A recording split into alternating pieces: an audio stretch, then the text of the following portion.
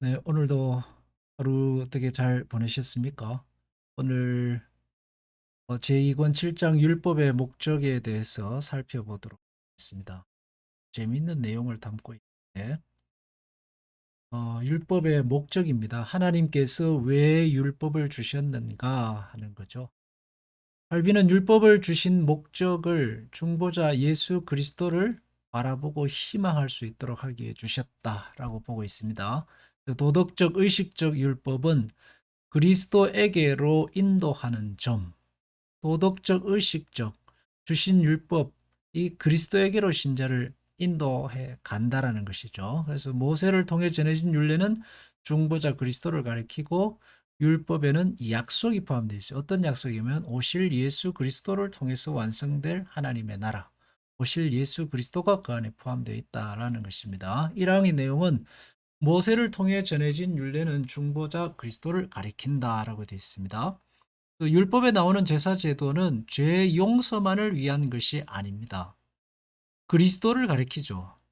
그 율법의 중심 그 내용은 하나님의 정의와 자비인데, 근데 그 정의와 자비를 가장 잘 드러내는 것이 바로 예수 그리스도이십니다.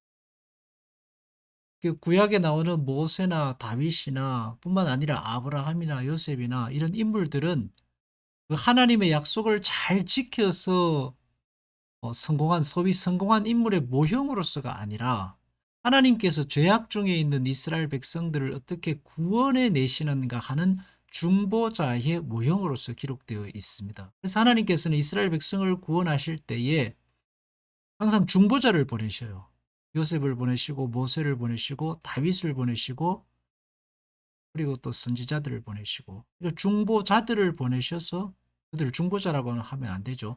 한 사람들을 보내어서 그들을 구원해 내시는 겁니다. 그래서 그것은 이 율법을 지켜서 그들이 이룬 나라가 아니라 하나님께서 하나님의 사람을 보내 하나님의 힘으로 만드신 나라입니다.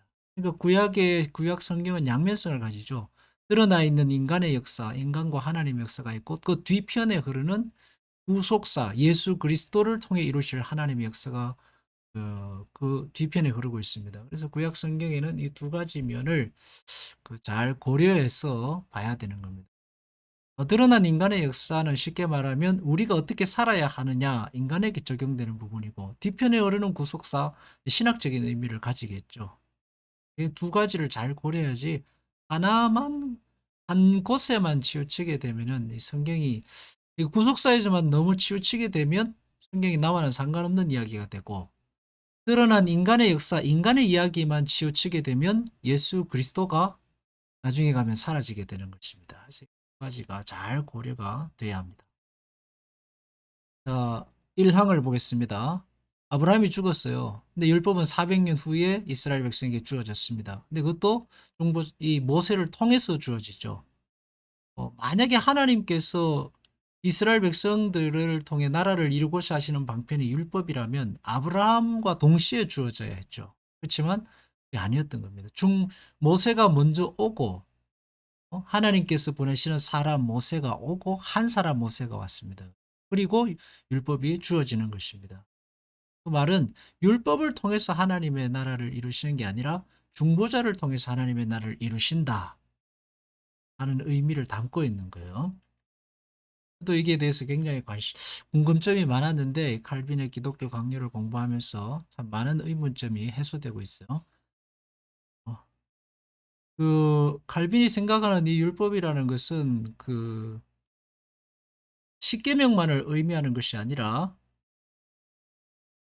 십계명만이 아니라 하나님께서 모세를 통하신 종교 형태, 그러니까 이스라엘 백성들에게 주어진 모든 그 어떤 법과 제도 이런 걸 전체를 의미하는 것입니다. 그래서 모세를 입법자로 세우신 목적, 아브라함에게 주신 약속의 축복을 다시 되살리고 다시 그들에게 기억나게 하고, 하나님께서 아브라함을 통해서 나라를 이루시겠다고 하신 그 믿음을 통해서 나라를 이루시겠다고 하신 약속을 부활시켜 내시는 거예요. 그러니까 모세는 오실 예수 그리스도의 어떤 모형적인 의미를 담고 있는 것입니다. 사람들이 하나님과 화해하기 위해 동물의 기름에서 나는 악취를 드리는 것보다 허무하고 어리석은 일이 어디 있겠는가.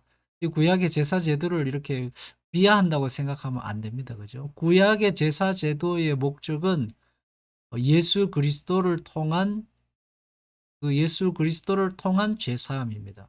그것이 드러내는 것이 예수 그리스도의 십자가의 죽으심과 부활이라는 거죠. 근데 그 동물 제사를 그것을 통해서 하나님과 화해한다 인간이, 그건 말이 되지 않는다는 이야기예요. 그거는 모형이라는 얘기입니다.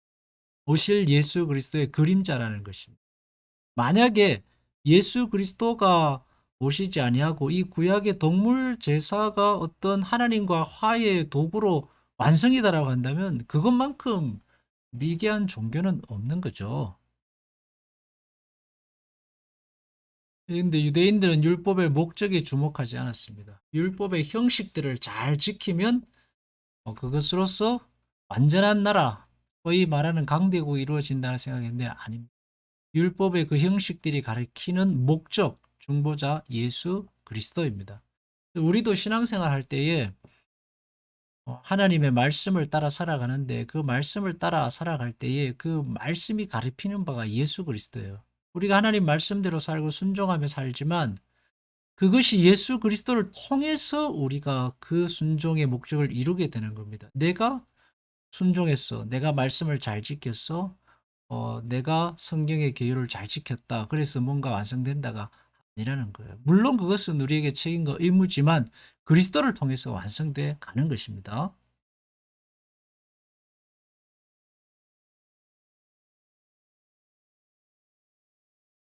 유대인의 미련함을 비난한다 그랬어요. 예언자들, 유대인의 미련함을 비난하죠. 하나님이 재물의 가치가 있다고 보시는 줄로 생각했기 때문이다. 유대인들은 그래서 어떻게 하면 재물을 좋은 걸 바칠까? 어떻게 하면 성전을 다시 정결케 할까? 어떻게 하면 율법을 잘 갈고 닦아서 그것으로서 어떤 나라를 완성할까? 이런 데 관심이 많았다는 거예요. 그러니까 그들은 예수 그리스도를 볼 수 없었죠. 결국은 예수 그리스도를 십자가에 못 박게 되는데 이게 그 현대 교회도 마찬가지입니다. 율법을 너무 신자들의 어떤 거룩한 삶, 말씀대로 살고 순종하고 규율을 잘 지키고 기도를 열심히 하고 주일 예배를 빠지지 않고 하는 어떤 그런 형식적인 부분을 계속해서 강조하게 되면은 다시 교권주의, 다시 율법주의로 되돌아가는 거예요. 아닙니다. 우리는 뭐예요? 말씀을 지킴으로 예수 그리스도를 갈망합니다. 우리는 예배를 드림으로 예수 그리스도를 바라보고 예수 그리스도를 소망합니다. 우리는 기도함으로 예수 그리스도를 소망하죠. 기도 그 자체, 예배 그 자체, 예수 그리스도가 빠진 기도, 예수 그리스도가 빠진 예배, 예수 그리스도가 빠진 말씀에 대한 순종은 의미가 없어요. 그걸로 이룰 수 있는 건 아무것도 없습니다.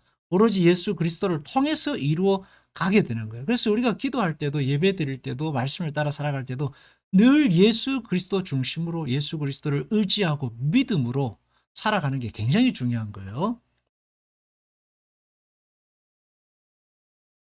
예, 하나님께서 이스라엘 백성을 택하신 목적이 제사장 나라를 이루기 위한 것이라고 했습니다.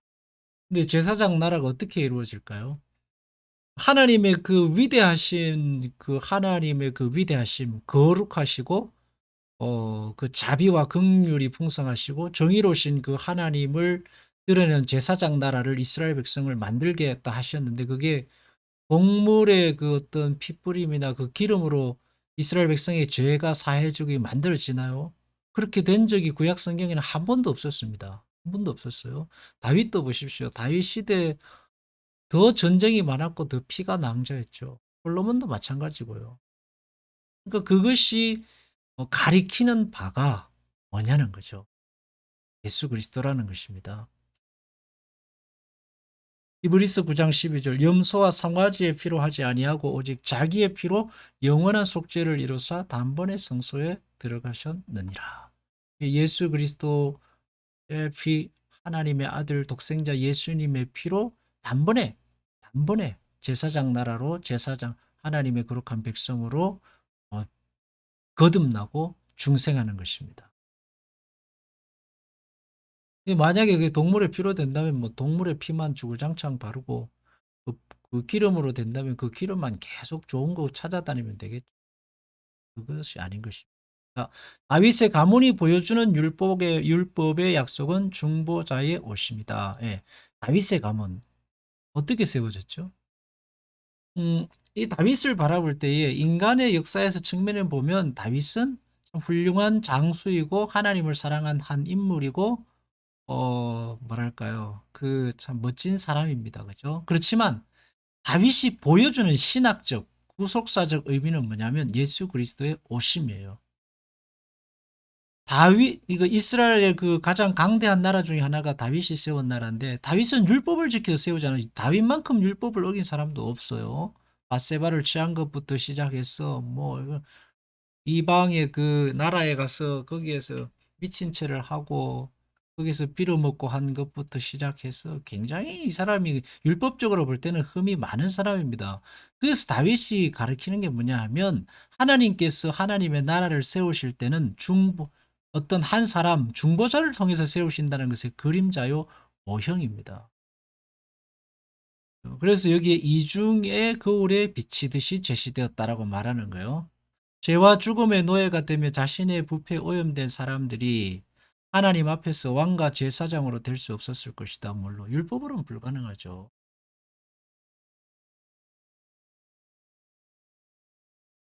유대인들은 하나님의 노염을 풀기 위해 매일 새 제물을 드려야 했지만 매일 드리는 새 제물을 드린다고 해서 그 제물도 완벽한 제물은 없잖아요. 아무리 흠이 없는 제물을 골라도 흠이 없는 게 이 세상에 있을 수 없고 제사장들이 아무리 자기의 몸을 씻어도 그 물로써 자기의 몸을 완전히 씻을 수는 없습니다. 그죠? 그들의 모든 악행을 다만 제물이 대속하리라고 이사야는 약속했다. 다만 한 제물, 그죠? 한 제물, 예수 그리스도를 말하는 것입니다. 다니엘도 같은 생각이었다 했어요. 그래서 그가 찔림은 우리의 허물이요 그가 상함은 우리의 죄악 때문이라 그가 징계를 받음으로 우리는 평화를 누리고 그가 채찍에 맞음으로. 그래서 여기 그가라고 했어요. 제물이 아니고요. 제물이 아니고요. 율법이 아니고 예수 그리스도의 찔림, 예수 그리스도의 상하심, 한 분 예수 그리스도가 채찍에 맞음으로 나음을 얻고 회복되는 하나님의 나라를 말하고 있는 것입니다.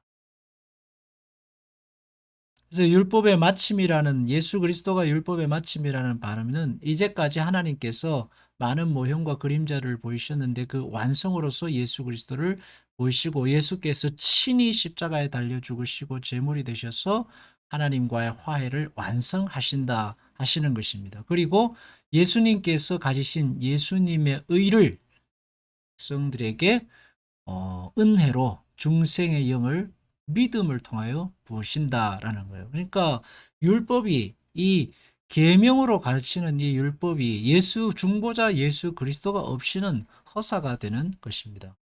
그래서 하나님의 나라는 인간의 행위와 노력이 아니라 하나님의 열심으로 이루시는 나라이십니다. 그렇지만 여전히 부름받은 우리 신자는 내가 열심을 내서 말씀을 지켜 하나님의 나라를 완성하겠다. 내가 열심히 살고 열심히 율법을 지켜서 하나님의 나라를 완성한다는 의미가 아니라 우리가 하나님의 말씀을 따라 사는 것은 부름받은 신자의 마땅한 도리로 말씀대로 살아야 할 의무와 책임이 주어져 있는 것입니다. 오늘은 율법의 의미에 대해서 살펴봤습니다. 율법은 예수 그리스도를 가리킵니다. 율법을 통해서 하나님의 나라 제사장 어, 제사장 나라를 만들 수 없어요. 중보자 예수 그리스도를 중보자 한 분 중보자 예수 그리스도를 통해서 만들어 내십니다. 지금도 하나님은 예수 그리스도를 통해서 하나님의 나라를 완성해 가십니다. 우리는 예배를 통해 기도를 통해 말씀을 통해 예수 그리스도를 바라보고 지금도 소망하죠. 그것이 신앙생활입니다. 기도하겠습니다. 하나님, 우리에게 중보자 예수 그리스도를 보내시고 은혜로 우리를 거듭나게 자녀 삼으신 것을 감사합니다. 이 땅에 사는 동안 또한 중보자 예수 그리스도를 소망하고 기대하고 바라며 살게 하시니 감사합니다. 하나님 나라 가는 그날까지 주님 바라봅니다. 그 소망이 우리 안에 늘 살아 숨쉬게 하시고 이 땅에 사는 동안 우리에게 주어진 의무와 책임 잘 감당케 하옵소서. 예수님의 이름으로 기도하옵나이다. 아멘.